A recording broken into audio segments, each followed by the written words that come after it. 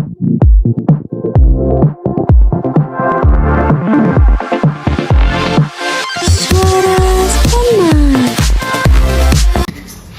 Sobat Berma, kembali lagi kepada aku dan bintang tamu kita.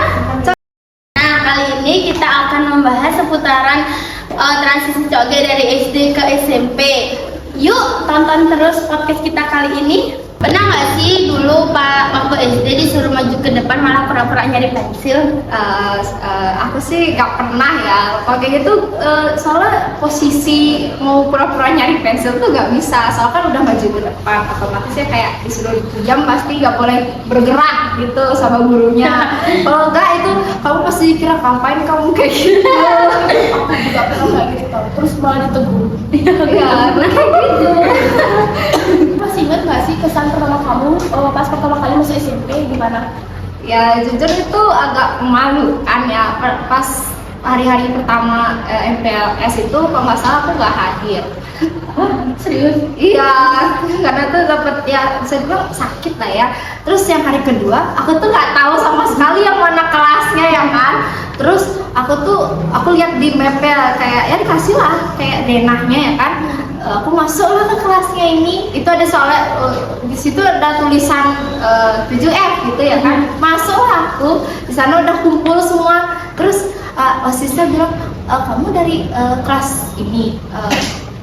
Ini tuh bukan 7F sebenarnya, di sebelah lagi kayak gitu. Aku malu banget sumpah. Itu aku masuk ke sana terus udah duduk aja di sebelah siapa kader kan pokoknya aku pernah duduk terus ya kayak gitu. Itu malu banget sih.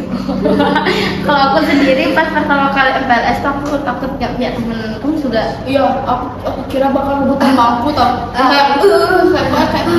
Kalau aku oke diam-diam aja. Itu aku introvert sekali ya. Masuk oke, ini oke, diam-diam oke, masuk duduk aja ya, berlaku seperti patung. Oh dulu waktu SD itu tipe anak yang aktif atau yang kalem sih? Kalau aku sendiri sih yang aktif ya. Oh betul ya. Ya kalau aku ya kalem, nggak pernah aktif ya. Soalnya jujur aku takut sekali. Aku tuh kayak nggak suka itu diliatin. Aku kayak nggak percaya diri sama sekali. Jadi ya kayak kalem aja diam pokoknya. Itu dah. Kalau nyari teman itu susah aku pas SD kayak gitu. Berat dulu juga pas SD berarti nggak teman atau enggak? Ya awal-awalnya itu punya teman tapi nggak bisa dianggap teman juga sih. Tapi pas selesai corona ya mulai nyadar aja kalau mereka tuh bukan teman gitu, nggak bisa dianggap teman. Jadi ya terus mulailah ada ini, aku berteman sama ada ini, pokoknya ini temenan sampai SD sekarang ada nih ya, di SMP maksudnya gitu. Dan yang paling susah waktu SD itu apa sih? Kalau aku sendiri kan MTK, menurutku MTK tuh paling susah kali ya. Aku sih sama juga MTK, tapi ya dulu itu pas SD tuh jujur aku paling nggak bisa yang namanya bahasa Bali. Ada lagu Bali. Iya, karena aku orang Bali, tapi ya kayak gimana ya? Aku pernah aku izin sekali ya kan, kayak bukan izin sekali ya, pernah lumayan lama karena aku dapat kena penyakit cacar ya kan. Itu tuh banyak aku tinggalin lah yang bahasa Bali itu jarang banget, soalnya kadang-kadang juga jangkos ya kan yang bahasa Bali. Jadi ya pas aku masuk lagi itu tuh nggak tahu apa-apa, jadi dari situ tuh kayak ya makanya jadi pas aku mau belajar kok bodoh-bodoh banget ya, nggak paham sama sekali bahasa kota gitu. Jadi ya itu yang susah bahasa Bali ya. Kedua matematika pas SD gitu. Coge, katanya juga kamu pernah ikut lomba OSN atau ikut apa ya? USN yang pernah aku dengar sih. Yang lebih tepatnya itu OSN ya. Itu ya pas kelas 8 karena aku pas waktu itu suka IPA lah. Juga ditunjuk buat ikut, jadi otomatis saya jadi aku ikut langsung.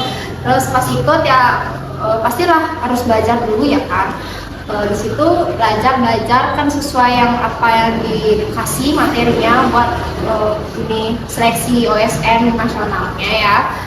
Terus pas sudah belajar ya walaupun katanya itu kita bakal didampingin sama guru belajar tentang materi OSN-nya. Tapi ya itu cuma baru sekali pertemuan dan itu cuma ngebahas soal, itu pun tak ada di soal OSN pas aku ngerjain soalnya gitu. Jadi ya itu jujur itu susah buat aku. Jadi ya aku belajar lagi di rumah sampai benar-benar ini aku lihat-lihat lah lagi kayak gimana sih soal OSN itu biar aku bisa nyimpulin yang mana yang harus aku pelajarin biar gak semua kan nggak mungkin ya kan. Dia pas sudah di hari kayak ngerjain OSN itu terus aku ngerjain yang memang susah tapi ya ada yang aku bisa kerjain dan nggak nyangka ya itu tuh bisa lolos dan itu kayak beda dikit kali, beda sedikit aja pasti nggak bakal lolos kayak gitu. Jadi ya bersyukur aja dapat gitu, mungkin itu dikasih sama kesempatan sama Tuhan ya kan. Kayak gitu.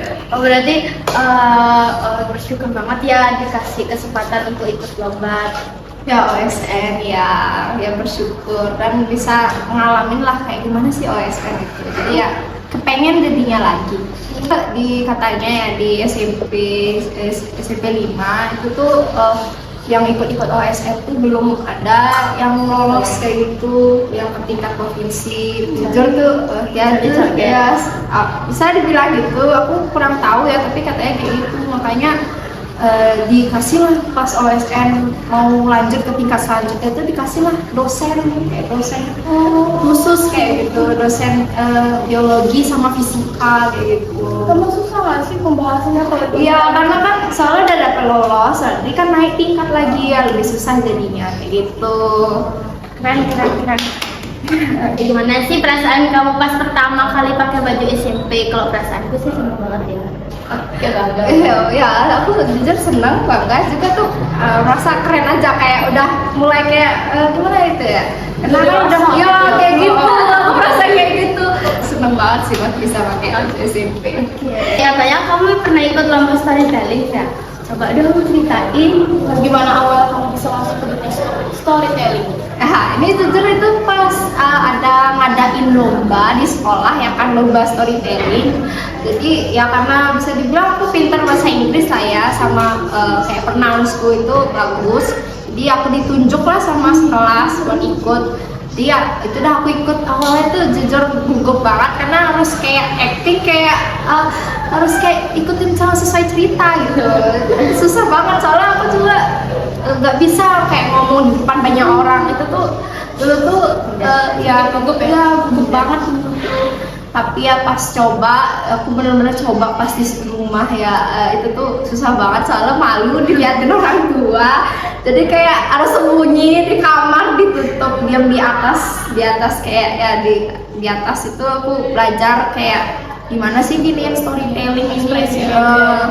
Terus sampai hafal juga pas udah mau storytelling di sekolahnya ini itu tuh jujur ya ternyata aku gak gugup gitu, gak tau kenapa pas mau maju tuh kayak gak gugup ya, kayak aku gak tahu kayak udah yakin aja gitu. Pas aku liatin yang lain ya aku tahu tuh bagus ya kan, itu waktu itu sama alumni kita aku kayak bertanding gitu. Dapet juara nggak? Dapet, itu kan ada kak ini dah pokoknya yang sering storytelling dan juara 1, juara 2. Terus itu semuanya kak kelas dan aku ternyata nggak nyangka ini baru pertama kali loh ikut storytelling dapet juara 3. Bersaing sama kak kelas. Ya kan kamu bisa dibilang tuh anak introvert tuh ya katanya kamu. Gimana sih kamu biar bisa percaya diri, pede, Terus bisa mengeluarkan ekspresi di saat storytelling itu? Tadi ya pas pertama kali storytelling itu pertama kalinya aku mau nyoba kayak berekspresi kayak gitu. Jadi aku tuh kayak gunain HP-nya itu untuk merekam diri sendiri gitu. Aku lihat lah kayak gimana sih ekspresiku pas ngelakuin kayak dialognya ini ya kan, di ceritanya ini. Terus dia tuh kayak aku lihat dan itu ya rada aneh gitu. Jadi ya karena aku introvert ya itu kayak wajar lah ya. Jadi kayak pas aku lihat kayaknya ini karena ini udah tanggung jawabku. Aku udah dikasih tugas ini sama teman-temanku, sama dipercayain sama guru. waliku ya kan. Jadi aku harus berusaha ya kan, karena ini aku juga merasa tuh perlu, ini juga sebagai bukti aku tuh bisa gitu ya kan. Jadi ya dari situ aku liatin, refleksiin dari videonya tuh terus ngulang sampai aku ya ingetan lah ya, pokoknya gimana lah, pokoknya sampai kepanasan yakin ya, sampai yakin itu benar-benar ekspresi yang pas. Terus ya gitu jadinya aku tuh mulai bisa percaya diri dari pas tampil pertama kali dan dapat juaranya itu. Makanya pas dapet juara jadi aku kayak ketagihan, kepengen ikut lomba gitu. Kita boleh nggak sih minta kamu nampilin storytellingnya sedikit nih apa? Sedikitnya tuh kayak yang paling aku inget ya, yang paling ini ekspresinya ini. Oke, jadi aku mau nunjukin dialog yang aku inget pas aku lomba storytelling pas yang kedua kalinya. Oke. I'm the richest woman in this village. There is nothing I love more than my wealth. I'm already very satisfied with my wealth. Look at this jewelry. It's so shiny. Gold, the diamond, it's all mine. Nothing can get it from me. Oke, jadi gitu. Oke. Oh ya, coba storytelling kan pakai bahasa Inggris nih ya. Kamu bahasa Inggris tuh belajar sendiri atau ada guru les? Jujur aku belajar sendiri. Itu tuh dari kayak aku tuh nonton kayak film, kayak ya kayak video YouTube ya kan. Itu tuh kayak anak-anakan lah pokoknya dulu tuh. Aku suka lah nonton yang dari luar gitu loh, kayak YouTube-nya, karena menurutku menarik ya kan. Itu tuh pakai dia tuh ngomong pakai bahasa Inggris terus ada translatannya, tapi entah kenapa tuh kayak aku juga ikut beradaptasi sama yang kata-katanya dia, jadi kayak keinget pas dia ditranslatein di videonya itu, aku juga kayak inget itu tuh artinya apa gitu. Kayak gitu, jadi Belajarnya dari ya dari video kayak gitu tuh itu ya. keren ya. Oh iya Coge, kamu selain ikut lomba storytelling ada ikut lomba yang lainnya kah atau storytelling? Jadi nggak storytelling aja, aku karena tau lah aku tuh ikut OSN IPA itu tuh, jadi aku karena aku gak bisa ikut ke tingkat selanjutnya, aku jadi kayak pengen ikut lomba IPA lagi. Jadi aku ikut lomba di SMA 2 Kute gitu. Di situ aku lomba IPA terus dapat 10 besar ya gitu. Juga buat ada juga yang Olimpiade bahasa Inggris, aku juga ikut. Terus itu sama juga 10 besar gitu, tapi gak bisa sampai situ soalnya dihitungnya berdasarkan kayak cepatnya selesai kayak gitu. Jadi ya emang banyak yang cepet sih, jadi ya wajar aja gitu. Pakai waktu ya, pakai waktu. Iya, ya gitu. Guys, Coge ini salah satu temanku di kelas nih ya. Coge ini juga ranking pertama di kelas, tahu kalau boleh tahu. Dia di kelas 8 mendapatkan satu ya. Ya, ya jadi awalnya itu ya pas awal-awal semester ya di kelas 7 semester 1 tuh aku tuh dapat juara prestasi yang tingkat ketiga. Terus pas semester 2 ternyata meningkat lagi jadi peringkat kedua. Terus pas kelas 8 itu tuh pas semester 1 masih 2 ya kan. Terus yang semester terakhirnya itu aku dapat ranking 1 kayak gitu. Selalu meningkat. Iya. Coge pengen nggak sih dapat juara umum tingkat kelas 9 ntar?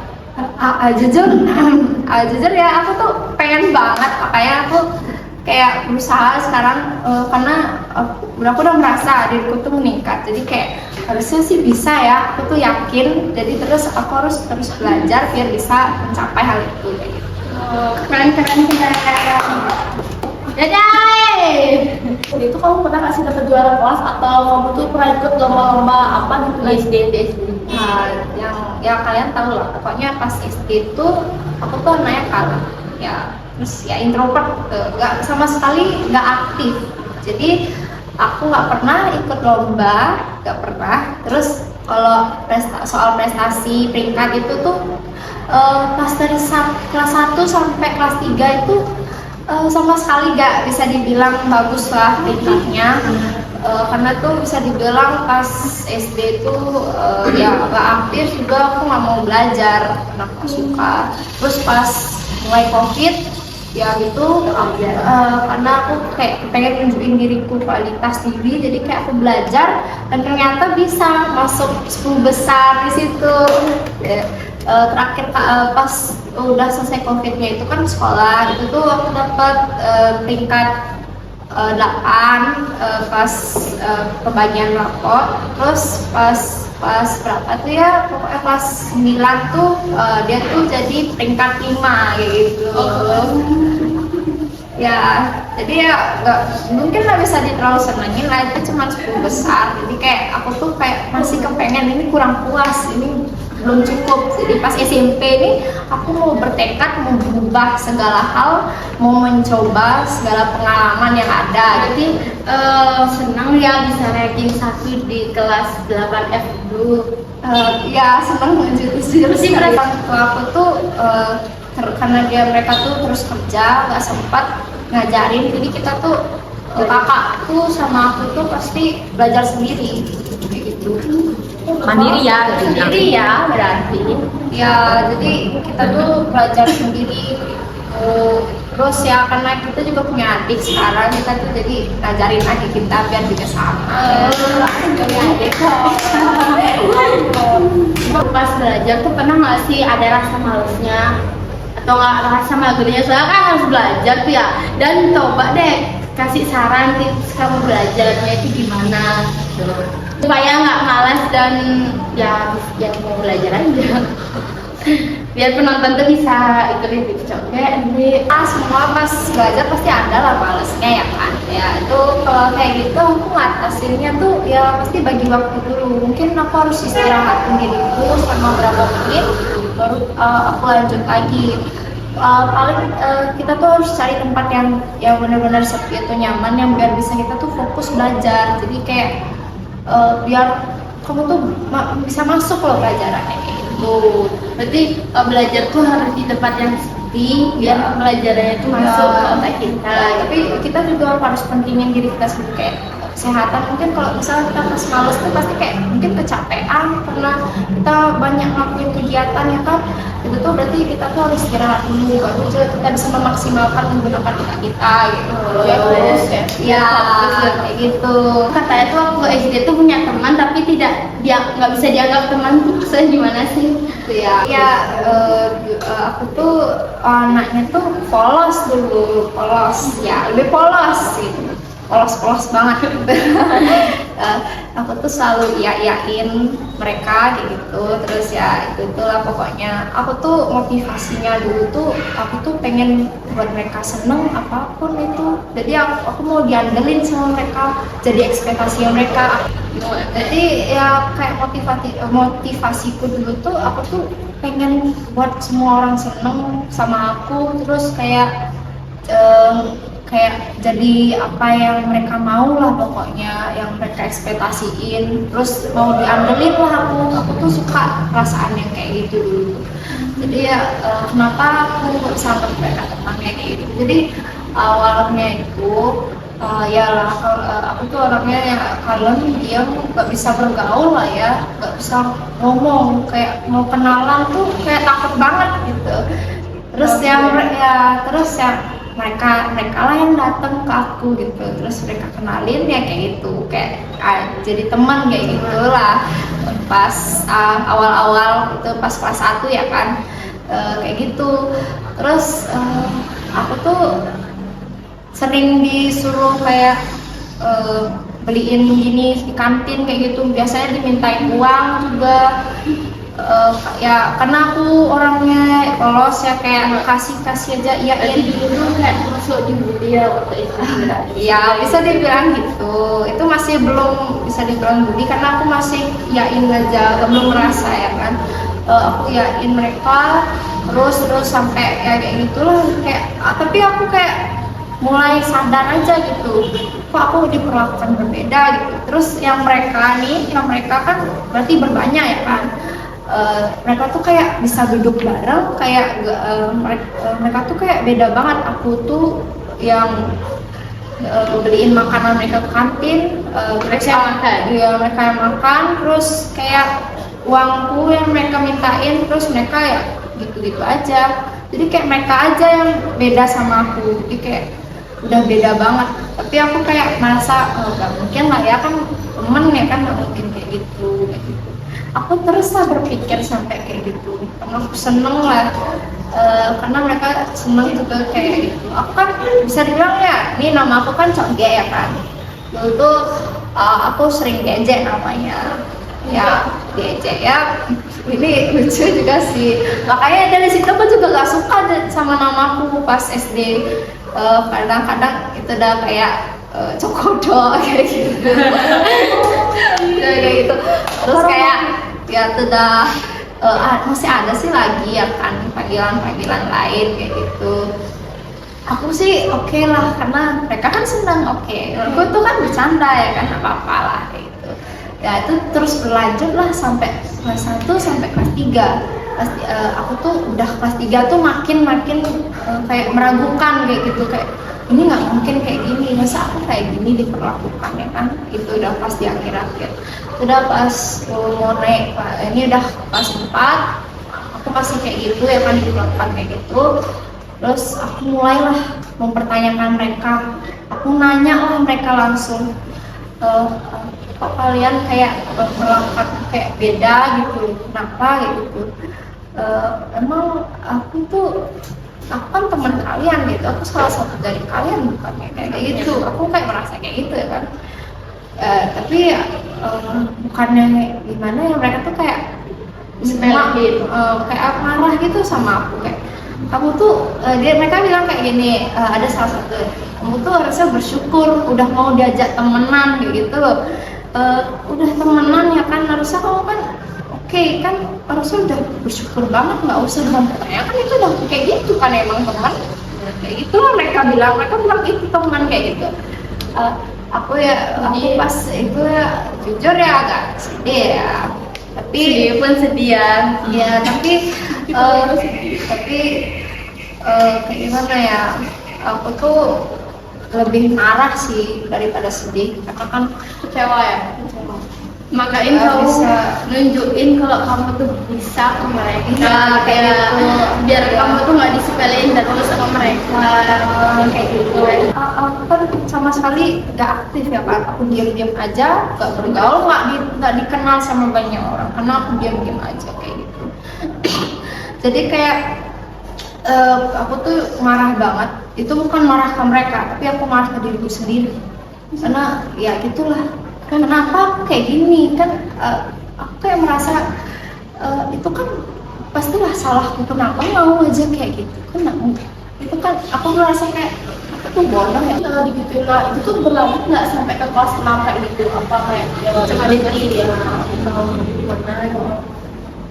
Ya cuma sampai sampai kelas 3 aja itu. Aku udah mulai nyadar pas mau kelas 4 itu kan udah COVID tuh. Itu udah aku jadiin kesempatannya itu untuk belajar kayak gitu ya kan. Terus berubah sikapku, cari tahu apa yang membuat aku kayak gini kayak gitu. Terus aku harus apain mereka biar mereka tuh ya. Nah itu udah aku simpulkan itu ya dengan melakukan tindakan gitu ya, kayak harus jadi realistis. Aku tuh nggak bisa minta diam doang, aku tuh nggak bisa juga terus minta tolong ya kan. Mungkin aku harus nunggu pertolongan, nggak harus kayak gitu. Aku tuh harus jadi orang yang bisa menolong diriku sendiri, bukan orang yang ditolong. Biar kita tuh gak terus minta tolong aja, kalau kita tuh harus jadi orang harus mandiri kayak gitu. Ada nggak sih perasaan trauma pas pertama kali masuk SMP? Takut gitu juga sama teman-teman SMP. Ya jujur ya ada itu pas udah tahu teman-teman kelasnya kan, itu tuh aku diem, aku nggak mau kenalan, kayak aku diem aja sampai ada yang mau kenalan. Itu tuh aku ingat siapa yang dulu mau kenalan sama aku, terus aku nggak mau deket-deket banget lah dulu ya kan.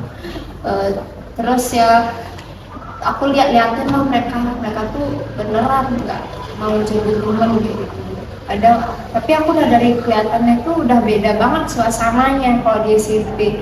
Pas SD tuh kayak gitu aja sih, kayak susah aja kalau ngomong karena mereka tuh standarnya tinggi aja gitu ya kan. Iya.